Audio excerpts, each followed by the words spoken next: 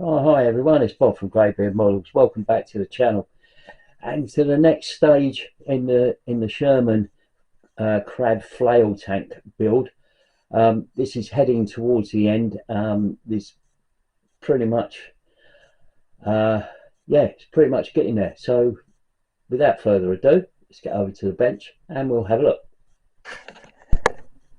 Right, so I better start off with a little bit of an amendment to the last video. I did mention that, I don't know if you can actually see it, but the instructions said about using copper wire to link the ball to the chain, and I found that copper wire I thought was a tad too thin. That's easy for you to say. So I used this wire. Now this wire is from these sort of tie strip things that you get. You know, these things for sort of tying up bags that that you get. I had a load, and you can actually separate these out, and you can get the wire out of it. And I've actually, I've got a whole stack of these. I've used these on quite a number of things. But yeah, I meant to say in the last video, instead of using copper wire, I use this wire, and it goes through the links quite well, and you can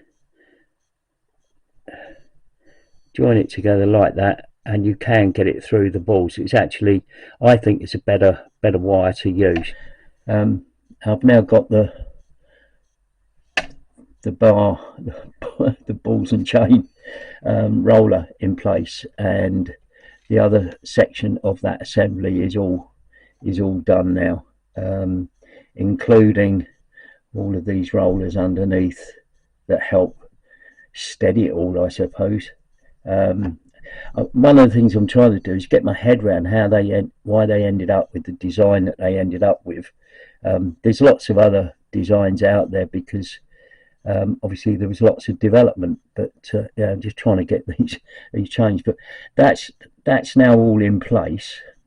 So I've got that. Let's put that back in place because that sort of holds it all.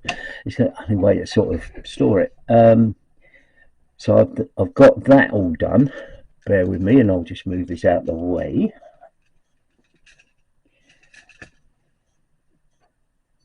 And then I've got the rear frame now done. Right, so one of the problems with this build is trying to determine when to paint. So I've got this all put together so that it sort of all works and getting the idea of the build.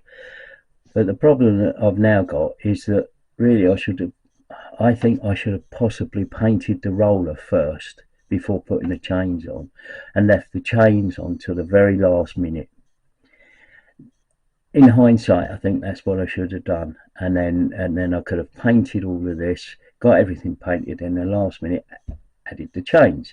However, as the chains are metal, and in the basis, I'll put the primer on, but I don't think the paint will actually adhere to it anyway. But we shall see. So what I'm going to do now is actually I can ease these arms apart and get the roller off. And I'm doing this on camera. I must be mad, right? So I've got the roller off, and so now what I can do is paint that. I can paint this other part, this bit here, and then with the roller, I know I've got the chains attached, but with the roller I can make up a stand for this to sit on, and then I can move the chains out of the way, do a pass of paint, and then turn it, do a pass of paint, turn it, move the change, etc, etc. So that's what I'm going to do. So I'm going to start putting some paint down on these parts. Right, so we got some primer on, so the rear brackets and stuff is done with a bit of primer.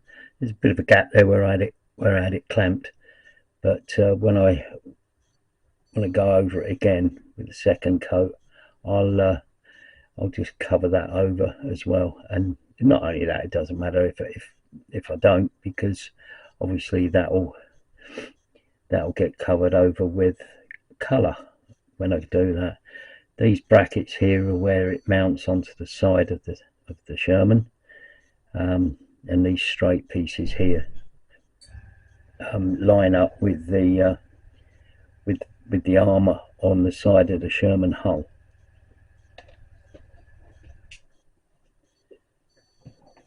So the front part of the construction, I've given that a coat of primer.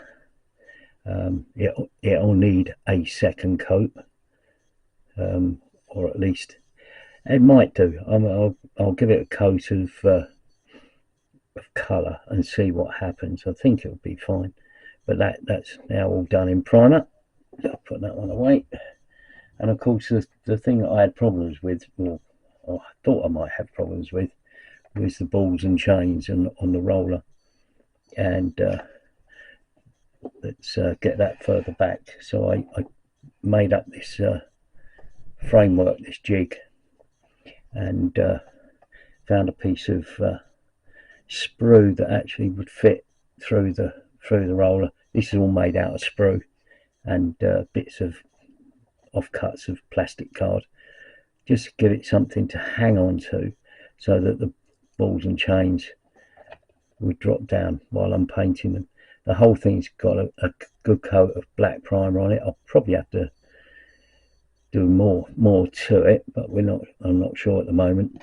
But that's got black primer on it, so I'm quite pleased with that. Right, so I've got the two parts are lined up and pinned together. I left the pins in their natural state, so they sort of show up there, but obviously time we get some paint on there and get everything sort of weathered, there's bits of primer that have actually just come away from the brass, but I'm not worried about that. But anyway, so that's all of that together. So to give you right, so let's try and get this in a sort of state where it sort of gives you an impression of what it's going to look like. So that sort of goes there.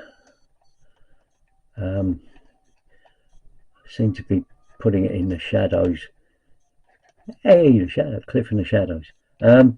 Yeah, so that sort of goes on there. I've just got to get that in the right place, obviously, and then that's all done. So what I'm next going to do is, I think I'll give it a coat of colour.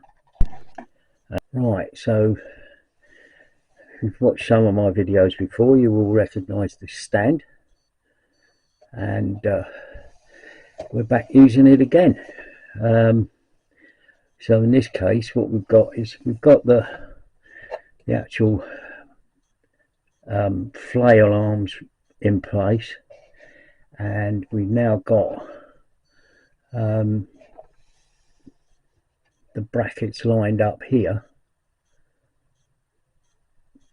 These have got to be stuck in place, and as you can see, the tank itself, the model itself, is now held up on this stand, and then the actual flail contraption is now being held up by this piece of foam, so that's now in position. So, right, so we've pretty much got everything in place now. So yes, I've got pretty much everything is done, but I've noticed a couple of places where I've got a little bit of maybe a bit of brass etch that hasn't quite got the paint, and I notice there's a scratch there that needs touching up, and a couple of bits there. But apart from that, Yeah, pretty much all done. So the next bit is to do a touch up and then do the weathering, and I'll touch up, seal it, get the weathering. No, put the decals on.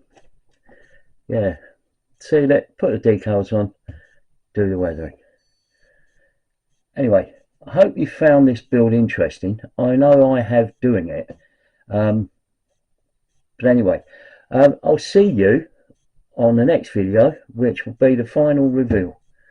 So anyway, thanks for watching. Please leave a like and subscribe, and leave your comments below. Cheers. Bye for now.